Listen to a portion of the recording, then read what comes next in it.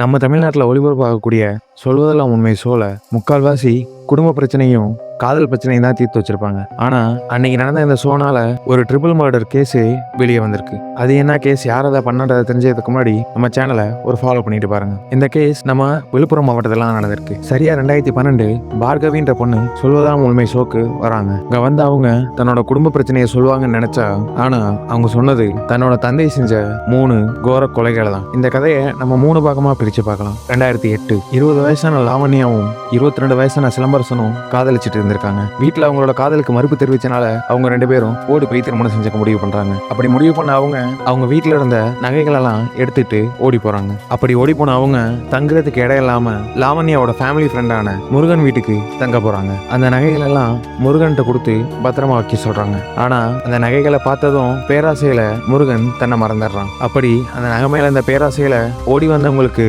பாதுகாப்பு கொடுக்கறத மறந்துட்டு அவங்க சாப்பிட்ற சாப்பாட்டுல விஷத்தை கலந்துடுறான். அவங்க அந்த விஷம் கலந்த சாப்பாடை சாப்பிட்டு இருக்கும் போதே அவன் தன்னோட கொல்லப்புறத்துல போய் அவங்களுக்காக குழி பறிக்க ஆரம்பிச்சிட்டான். அப்படி சாப்பிட்டு இறந்து போன அவங்கள நல்லான் பிள்ளை பெற்றான் அப்படின்ற ஊர்ல இருக்கக்கூடிய அவனோட வீட்டு கொல்லப்புறத்திலே புதைச்சிடுறான். தன்னோட பொண்ணு ஓடி போனதை சேகருக்கு தெரிய வருது. சேகர் உடனே ஊர் முழுக்க தன்னோட பொண்ணோட போட்டோவை வச்சுக்கிட்டு தெரிஞ்சவங்க தெரியாதவங்க எல்லார்ட்டையும் கேட்கறான். அப்படிதான் முருகன் வீட்டுக்கு வரான். முருகன் அவனை பார்த்ததும் எந்த பதிலும் பேசாம நிக்கிறான். தான் முருகனோட தம்பி மதியரசனும் முருகனும் சேர்ந்து சேகரை கழுத்தணைச்சு கொண்டுறாங்க. சேகரோட பொண்ணையும் சிலம்பரசனையும் புதைச்ச இடத்துக்கு பக்கத்திலேயே சேகரையும் புதைச்சிடுறாங்க. இந்த உண்மை 4 வருஷமா வெளியே வராம இருந்துச்சு. 2012 அன்னைக்குதான் சொல்வதெல்லாம் உண்மையில இந்த கேஸை பத்தி அவங்க பொண்ணு பார்கவி தைரியமா சொல்றாங்க. அதுக்கான காரணம் பார்கவியும் ஒரு பையனை லவ் பண்ணியிருக்காங்க. இதை எங்க வீட்டுல சொன்னா தன்னையும் கொன்றுவாங்களோன்ற பயத்துல அவ நேரா சொல்வதெல்லாம் உண்மை ஷோக்கு வந்திருக்கா. இந்த கேஸ்ல எந்த ஒரு துப்புமே கிடைக்காத போலீஸ்க்கு இந்த ஷோல இருந்து இந்த கேஸ்க்கு தேவையான எல்லா ஆதாரங்களுமே கிடைக்கும். அவங்க அந்த ஷோல சொல்லியிருந்த மாதிரியே